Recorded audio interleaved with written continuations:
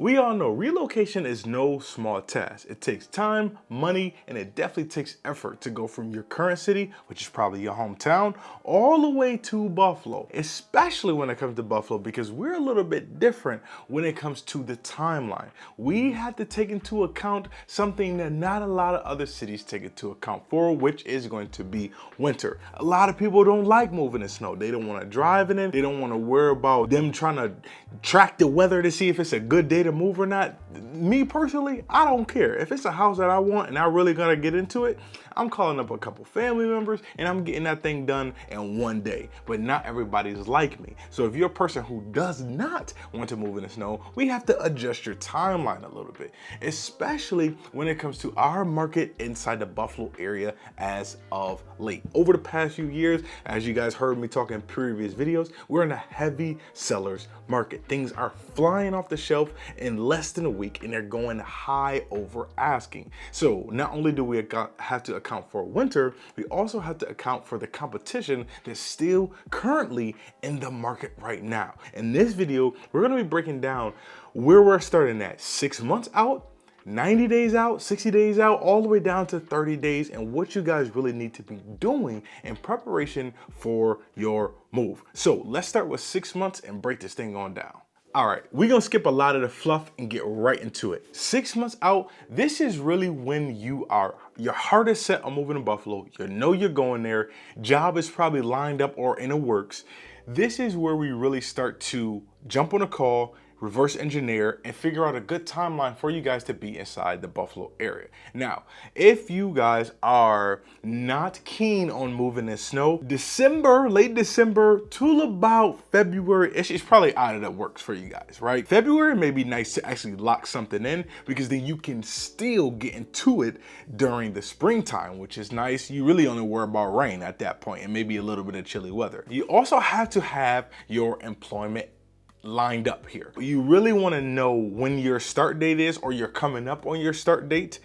I know job searching is a little bit different now and it's taking a little bit longer. That's why I placed it 6 months out and not, 3 months out or what have you. But you really want to start to have these couple of things ready to go. And also now you're starting to prepare, if you guys have one, your house currently to be put on the market, because most of you guys are using your current house proceeds to pay for the house that you're gonna buy inside the Buffalo area. Whether that's a refinance and you cashing out and using that equity from that house to pay for Buffalo, whether you actually putting that house up for sale, you leaving everything behind. These are the conversations that we want to start having as we get on the phone with myself and, obviously the realtor or whoever you're gonna be dealing with in your hometown. And lastly, financing, securing that, or starting to talk to banks here so that you can secure that financing. Whether you guys are going to be contingent, whether you guys got a house to sell where you guys are from and then moving to Buffalo, we want to let the bank know these things. We got to know where these proceeds are coming from and then how much budget we want to stay within, or how much budget we can have when it comes to purchasing in the Buffalo area. In between that, I would say 4 months to about 90 days out, so that 4 to 3 month mark. Now we're really gonna start to look for houses, right? And you guys' house search. Or if you guys are getting an apartment, I always send people the list of apartments I have, so you can always reach out to me and I can send that over to you. Apartments are pretty easy in Buffalo, to be honest. And I really don't do rentals, just being honest with you. They're very easy to find here. Generally, as long as your credit is together and you have your first month of security deposit, you should be able to find a nice rental for you, right? Whether that's straight apartment living, or if you guys want to do more of a complex instead of the upper and lower, you'll be able to find it. But for you guys that's really searching for a house and looking to purchase a house here, around that 3 to 4 month mark is really when we want to start looking for a house. We've already set you up on a house search. We know your criteria, what you guys are looking for. Now we're either going into virtual tours or we're setting up visits for you guys to come up here, take a weekend with me. We'll go see 10, 12 houses over the course of a couple days. I really try not to see more than 5 to 6 houses, because after 5 and 1 day for one person, I'm telling you guys, stuff starts to get blurry and you don't remember if this living room went with that one. I'm telling you guys, 5 houses in a day max. If you guys try to go on more than that, it gets blurry. Now that we're setting up the searches and houses, now we can start to do these virtual tours. I always give people around 8 weeks, right, to find something. Sometimes it can be longer. Again, the nature of this market, especially if you guys are in that $300,000 and less price range, maybe even 350 now too. If you guys are in that price range, it's a lot more competition. That's really Buffalo's first-time home buyers price range and downsizers. So you get a pool of people inside that under 350. Under 250, you definitely have a lot of people. We probably want to give ourselves 3 months to kind of look, because we're going to lose a couple offers, unfortunately. Again, unless most of y'all coming in here cash, it'd be difficult. As we start to go on the virtual tours, as we plan those couple of visits, now we really start to, okay, our house is about to get on the market. In our current city, we're starting to look, or we're involved in looking in the Buffalo area when it comes to housing. Now we're starting to get to that timing point, right? You will probably always, and I mean always, close in your current city faster than you can inside the Buffalo area. Buffalo area takes 2 months to close with a mortgage. Even if you guys are paying cash, 45 days. Title sucks in New York. Yeah, no, I say it all the time. Title takes 3 to 4 weeks by itself. So in order to avoid the moving twice, so you going from your current house to a short-term rental to the Buffalo area, we want to think 2 ways, right? The first way we're going to think about is going to be asking whoever's buying your current house for an extra month to find suitable housing. That extra month to find suitable housing is gonna allow you to not stress the heck out about where we're gonna go next month, right? So that's something that you guys wanna think about. And then most sellers are not always okay with the early occupancy, right? It's a lot of, how can I put this? It's a lot of weariness about it, because once you get that early occupancy and once you gain that access to the house, there's too many things that can go wrong, right? Some sellers are cool with it as long as you pay a monthly fee or a monthly retainer, basically just rent. But a lot of sellers are not. So we don't really want to bank on an early occupancy. So to give yourself some leniency in your end, always ask the people, hey, look, I'm relocating across the country. Can you guys give us an extra 30 days to find suitable housing? If that works for you, amazing, cool, not an issue. If it does not, because that buyer who's purchasing your house wants to move in right away, now we have to possibly think about a short-term rental. At that point, you have another 2 options. You can either short-term rent in your current city or get up to Buffalo and get a short-term rental during that time. I always recommend furnished finders. There's a plethora of apartments on there. They're all furnished, so you don't have to take your stuff out of storage to bring it inside another house just to bring it back into the house you're purchasing. You can always use furnished finders. That's great. Or stay with some family members if you guys have it. It'll save you a lot of money. You'll bond with the family once again. And at the end, I know they're gonna be thankful for the quality time, but they're probably gonna be trying to get you out of there at that point. So we have a couple options. And just to break that down for you one more time, think about extra 30 days to find a suitable housing. The second option is getting a furnished short-term rental. And then a last option, or second option, depending on what you want to do, is finding that family member who will be willing to allow you to stay there with them. Not free, but allow you to stay with there until your house is ready to be closed up. 60 days out, now we're pretty much already under contract. Or we definitely want to be under contract, especially if we have a job that's starting out. We want to be under contract. We have a house that we want. We know where we're going. This is at the point where you're probably in your short-term rental, getting that house under contract inside the current city that you're in. We have a lot going on at this time, right? A lot of moving parts. This is the area where I always see people start to get the most stress, right? Because you're moving. You have the thought of moving across the country, first of all. Now you're trying to pack up a house, right? You're praying that the buyer gives you some grace and staying there. And then you're also closing on the house in Buffalo. That's why you really have me. Like I said, I've been through this many times, right? And I've seen a lot of the up and the downs of this. The best place that you can start is banking on, you know, you have a house, right, that you're going to. You know you're under contract, home inspection is done, things like that.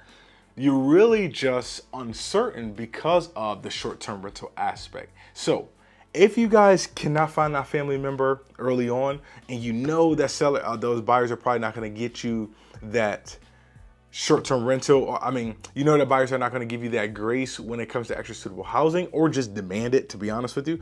But you don't want to lose a buyer based off that. I won't never tell you to lose a buyer off that. That doesn't make sense. But if you know they're not going to get you that grace, make sure you guys lock in a rental 60 days out. Right? I just always recommend that 60-day mark period. You don't want to push it to 30 days because you just do not want to take a chance on it not working out last minute for you. 60 days, 40 days out, I would really say stick it with 60 days. Find that short-term rental that where you're good, right? Now, when it comes to the closing process in Buffalo, it's a little different from a lot of the other states. I'll break it down here quick. You won't get it all right now, but you can always rewatch this part later on.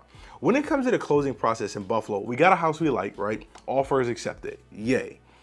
Now we go through the step list. It really doesn't change. We're gonna go attorney's approval. In New York State, I know a lot of your states don't have this, but we have attorney's approval. Attorneys in Buffalo, well, New York, have a lot of the power here, right? Outside of myself, they look over all the documents. So anything legality wise, right, they can take care of. If the seller try to play games late in nope, that's why we got attorneys. We're arguing that, or we're disputing that, or we're suing them at the end of the day. I've never had anybody sued, but I'm just giving you the worst case scenario. But attorneys are very crucial, and you have to have them here in New York. So that's the first process. It's only 2 days. They pretty much just go over the contract with you. They say, do you understand everything? And then that way, once you give your go ahead, we know we're locked and loaded. That's the first step in the ladder. The second step is if you guys are going to do a home inspection or not, pretty much, right? Home inspection, you know, they're gonna tell us everything about the house. We're gonna go through it. Any negotiating things we want to do at this time, whether that's repairs, whether that's credits. We wanna lock this in and knock that down at this time. Right after that, or simultaneously, we're kind of getting our deposit together, right? Once we're confirmed on the home inspection, once we're confirmed on the attorney's approval, now our deposit is due. And I do want to break here just for a second, just because a lot of you guys have upfront deposits where you guys are coming from Californias, Carolinas, Atlantas. You guys give your deposit with the offer.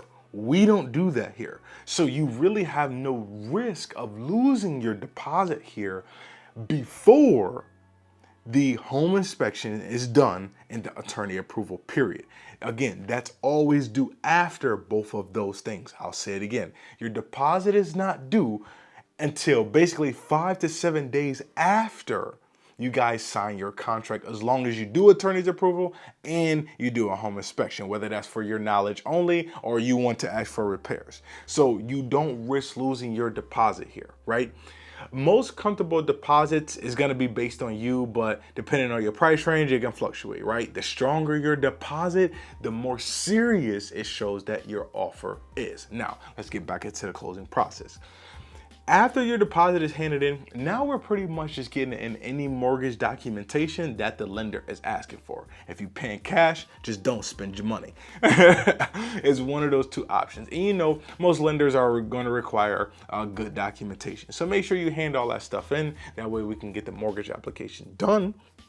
And then from there, we're pretty much kind of in the limbo period. We'll get the appraisal done. We'll wait for those numbers to come back.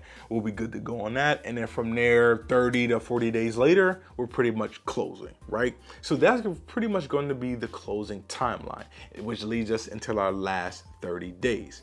Once we finish the closing process, we're just basically tailoring things, or really picking up the last couple of pieces to the slack of the house that you guys are about to buy, or getting you really ready to move to the Buffalo area. Now, I have seen some people do a short-term rental just for the last 30 days and to start their job.